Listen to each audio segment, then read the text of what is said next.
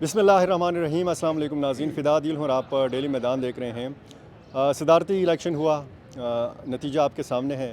خیبر پختونخوا میں کیا ہوا اور خیبر پختونخوا اسمبلی میں کیا ہوا، اس سے پہلے جب پولنگ کا عمل جاری تھا تو خدشات کا اظہار کیا جاتا رہا کہ ہو سکتا ہے کہ کچھ ایم پی ایس سنی اتحاد کونسل کے یا تحریک انصاف کے وہ ناراض ہو سکتے ہیں، وہ اپنی ناراضی، اپنی بڑاس جو ہے وہ نکال سکتے ہیں، کیونکہ کابینہ کی جب تشکیل ہوئی تو علی امین گنڈاپور کے حوالے سے یہ کہا گیا کہ انہوں نے یہ فیصلے کیے ہیں، لیکن علی امین گنڈاپور صاحب بتاتے رہے کہ یہ جتنی بھی نامزدگیاں، جتنی بھی تقرریاں خیبر پختونخوا کابینہ میں ہوئی ہیں، یہ عمران خان کا فیصلہ ہے۔ محمد نعیم سینئر صحافی پشاور کے وہ میرے ساتھ موجود ہیں۔ سب سے پہلے ان سے ہم رزلٹ جانیں گے کہ جو توقعات تھیں نعیم، جو حکومتی بینچ ہیں جن کے امیدوار محمود خان اچکزئی صاحب تھے، ان کو پورے کے پورے ووٹ مل گئے، ایک بھی نہیں پسلا، تو ناراضی تو کوئی میرا خیال ہے کہ نہیں ہے، یا اس ناراضی کا پھر اظہار نہیں ہوا؟ ایک تو ناراضگی نہیں ہے، کیونکہ فدا صاحب اگر آپ دیکھیں نا تو یہ جتنے بھی تحریک انصاف کے حمایت یافتہ سنی اتحاد کونسل کے جو ممبران اسمبلی یہاں پہ بیٹھے ہوئے ہیں نا، یہ بڑے پروسیس سے گزر کے آئے ہیں۔ جس طرح انہوں نے جس حالات میں الیکشن لڑا، جتنی مشکلات تھی، جس طرح ان کو گرفتاریاں اور لیول پلینگ فیلڈ نہیں دی گئی، تو لگتا نہیں ہے کہ اتنے پروسیس سے گزر کے پھر صرف وزارتوں کے معاملے پہ یا اور کسی چیز پر یہ پیچھے ہٹ جائیں گے اور پیچھے ہٹیں گے۔ تو علی امین گنڈاپور تو کل سے بڑے ایسے لگ رہے تھے، ان کی باڈی لینگویج ایسی تھی کہ ہمارا ایک ووٹ بھی نہیں ادھر ادھر جائے گا، اور آج ثابت ہوا کہ تحریک انصاف کے جو حمایت یافتہ جتنے بھی امیدوار ہیں، جتنے بھی ممبران اسمبلی ہیں، وہ سب کے سب اپنی جگہ پر قائم و دائم تھے، اور یہی وجہ تھی کہ انہوں نے 91 ووٹ لیے۔ 91 ووٹ جو ہے نا، جو تحریک انصاف کے اپنے ووٹ ہیں، وہ انہوں نے پورے لیے۔ اپوزیشن یہ دعویٰ کر رہی ہے کہ ہم نے بھی اپنے پورے ووٹ لیے، 17 ووٹ لیے۔ جے یو آئی اس انتخاب کا حصہ، جس طرح اسپیکر کے انتخاب میں، جس طرح ڈپٹی اسپیکر کے انتخاب میں، جس طرح وزیر اعلیٰ کے انتخاب میں وہ حصہ نہیں بنے، آج صدارتی انتخابات میں بھی انہوں نے حصہ نہیں لیا، اور اپوزیشن نے بھی 17 ووٹ لیے ہیں۔ اگر ایک ووٹ جو مسترد ہوا ہے، وہ بھی میں نے وجہ جانی ہے، یہاں پوچھا ہے میں نے اپنے سورسز سے کہ وہ وجہ کیا تھی۔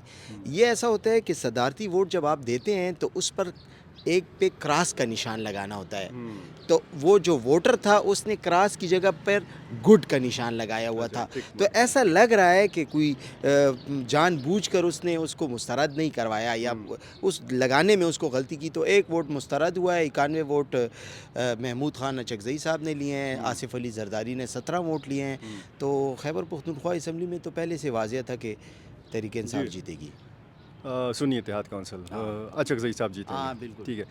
اگر اپوزیشن کا بھی دعویٰ ہے کہ ہم نے پورے ووٹ اپنے لیے ہیں، سنی اتحاد کونسل نے بھی پورے ووٹ اپنے لیے ہیں، ایک آزاد علی امین صاحب جو ہیں وہ آزاد حیثیت سے یہاں پہ انہوں نے حلف بھی اٹھایا ہے، تو پھر یہ ایک ووٹ جو مسترد ہوا ہے یہ کس کا ہے؟ یہ آزاد امیدوار ہے ہادی۔ اچھا، ہم نہیں کہتے کہ ہادی صاحب کا ووٹ مسترد ہوا ہے، ہم نہیں کہتے۔ اپوزیشن کہتی ہے کہ ہادی نے ہمیں ووٹ نہیں دیا، یہ وہ والا ووٹ مسترد ہوا ہے۔ حکومت کہتی ہے کہ ہم نے اپنے پورے لیے ہیں، اپوزیشن کہتے ہیں ہم نے اپنے پورے لیے ہیں، تو سب یہی کہہ رہے ہیں۔ اپوزیشن کے لوگوں سے جب بات ہوئی وہ بھی کہتے ہیں کہ ہادی تھا، حکومتی اراکین سے بات ہوئی ہے وہ بھی کہتے ہیں ہادی ہے، اور یہ اللہ کو پتہ ہے کہ ہادی تھا یا نہیں، یہ ہمیں پتہ نہیں ہے۔ ٹھیک ہے، لیکن وہ کہتے ہیں کہ ہادی صاحب نے سب کو خوش کیا ہے، ہاں مطلب جب اسپیکر اور ڈپٹی اسپیکر کا بھی انتخاب تھا تو خصوصاً ڈپٹی اسپیکر کا جب انتخاب تھا تو اس میں 2 پھسل گئے تھے سنی اتحاد کونسل کے، ایسا ہی ہے نا؟ بالکل، اس حوالے سے تو چیمنگوئیاں کی جا رہی ہے، کوئی کہتا ہے مردان کا ہے، کوئی کہتا ہے مانسرا کا، ایبٹ آباد کا ہے، لیکن اس کے حوالے سے بھی کوئی واضح نہیں۔ لیکن یہ بڑی الارمنگ بات ہے، کیونکہ آگے سینٹ کا انتخاب آ رہا ہے، اور سینٹ کے انتخاب میں آپ کو پتہ ہے کہ ایک جنرل ووٹ کتنے کا ہوتا ہے، تو 2 ووٹوں کے اگر پیسے لگائے جائیں تو بڑے پیسے بنتے ہیں۔ تو سینٹ تک جو ہے سنی اتحاد کونسل کے یا اپوزیشن کے جتنے بھی لوگ تھے انہوں نے پورے اپنے امیدواروں کو ووٹ دیے، یعنی سب نے یہ بتایا کہ جی ہم قابل اعتماد ہیں، ہم پہ بھروسہ کیا جا سکتا ہے، لیکن سینٹ الیکشن میں گڑبڑ ہو سکتی ہے، یہ امکان ہے، خدشہ ہے۔ دیکھیں جی، آج جس طرح سنی اتحاد کے لوگوں نے ووٹ دیے ہیں، علی امین کا ووٹ کو ایک ڈپٹی اسپیکر کا ووٹ جو ہے نا وہ ڈاؤٹ فل ہے، اس میں 2 بندے ادھر ادھر گئے ہیں، باقی 3 انتخابات جو ہوئے ہیں، اسپیکر کا، وزیر اعلیٰ کا، آج صدارتی، تو اس میں ایک بندہ بھی نہیں سلپ ہوا۔ تو سینٹ کے انتخابات میں تو آپ کو پتہ ہے کہ آج کے ووٹ کی کوئی میرا خیال کوئی اتنی اتنا وہ نہیں ہوگا. سینٹ میں تو ہم اسمبلیوں کو کور کر چکے ہیں کہ یہاں پر کس طرح بولیاں لگتی ہیں, کس طرح ایک پارٹی کے 3 امیدوار تھے اور 4 امیدوار تھے اور انہوں نے یہاں پر 12 ووٹ لیے. ہم نے ماضی میں دیکھا ہے, مختلف حکومتوں میں ایسا ہوا ہے. تو اگر پرویز خٹک کے دور میں ایک پولنگ ہوئی تھی, اس کے بعد جب پولنگ ہوئی تھی تو ہمیں یہ کہا جاتا تھا کہ پرویز خٹک نے ایک چین بنائی ہوئی تھی. اگر اس طرح کی کوئی چین سوچ لیا علی امین گنڈاپور نے تو مجھے نہیں لگتا کہ کوئی بھی سلپ ہوگا. ٹھیک. جمعیت علماء اسلام نے تو واضح اعلان کیا ہوا ہے کہ جی وہ کسی سیٹ اپ کا حصہ نہیں ہوگی, حکومتی سیٹ اپ کا.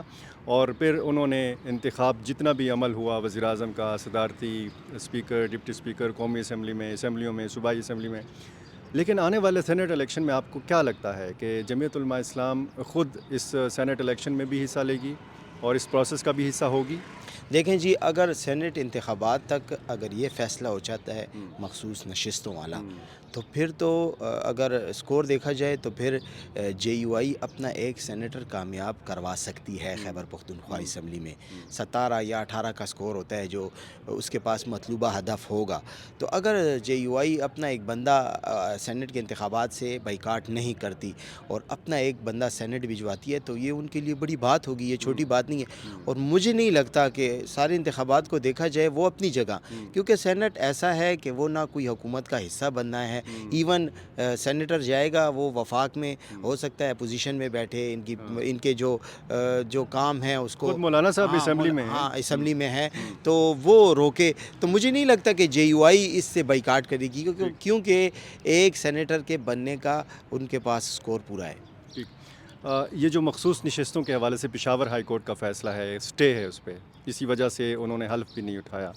قومی اسمبلی میں حلف اٹھا لیا مخصوص نشستوں والی جو تقسیم ہوئی باقی جماعتوں میں, اور اس حوالے سے بڑا ابہام تھا کہ جی پشاور ہائی کورٹ نے ایک اسٹے دیا ہوا ہے, اس کے باوجود قومی اسمبلی میں حلف ہو گیا. آج چیف جسٹس صاحب آئے تھے یہاں پہ, پریزائڈنگ آفیسر بھی تھے, ان سے ہم نے بات کی تو وہ تو بھی ناظرین نے دیکھ لی, لیکن وہ بتائیے گا انہوں نے واضح کر دیا نا کہ پشاور ہائی کورٹ کا فیصلہ صرف اس صوبے کے لیے ہے. بالکل, انہوں نے, ہم نے بھی سوچا تھا اور ہم نے تحریک انصاف کے بعض اراکین کے منہ سے سنا ہے, آن دا ریکارڈ ہے کہ وہ کہتے ہیں کہ ہم توہین عدالت کے درخواست لے کر جائیں گے.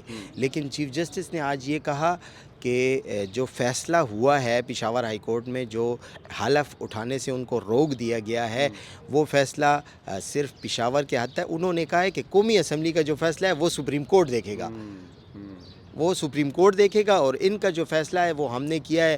ان سے یہ بھی پوچھا گیا توہین عدالت, تو وہ تو انہوں نے بس جواب دے دیا کہ یہ واضح کر دیا کہ یہ اس طرح کا, میں اس میں موجود نہیں تھا اس بینچ میں, یا اس طرح کا مجھے پتہ نہیں ہے اس حوالے سے. اور باقی تو انہوں نے کلیئر کر دیا کہ. بہت شکریہ. یہ تھے محمد نعیم. ناظرین, آصف علی زرداری صدر پاکستان منتخب ہو چکے ہیں.